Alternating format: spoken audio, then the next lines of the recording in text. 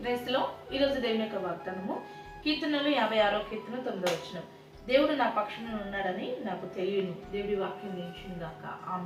అవునండి, దేవుడు నీ పక్షంలో ఉన్నాడని నీకు తెలుసా? నీలో ఉన్నవాడు లోకంలో ఉన్నవాడని నీకు తెలుసా? నిజంగా దేవుడు నీ పక్షంగా ఉన్నాడని, నీలో ఉన్నవాడు లోకంలో ఉన్నవాడి కన్నా గొప్పవాడని నీవు నిజంగా గ్రహిస్తే భయపడవు, అధైర్యపడవు, దుఃఖపడవు, కృంగిపోవు. ఎందుకంటే నాలో ఉన్నవాడు లోకంలో ఉన్నవాడి కన్నా గొప్పవాడు. సాతాను బట్టి కానీ, శత్రువుని బట్టి కానీ, శ్రమను బట్టి కానీ, ఏ పరిస్థితిని బట్టి కానీ భయపడక దేవుడు నీ పక్షంగా ఉన్నాడని గ్రహించి నీ పక్షంగా ఉన్న దేవుడి మీద అన్ని విషయాల్లో ఆధారపడి దేవుని సహాయం పొందుకొని న్యాయం పొందుకో. అటు రీతిగా నీ పక్షంగా ఉండి దేవుడు నీ చేతిలో గొప్ప కార్యాలు జరిగించుగాక. ఆమేన్. ప్రార్థన చేసుకుందామని.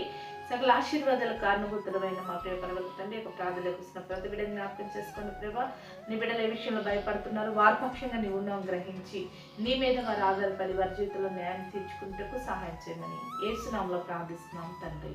ఆమేన్.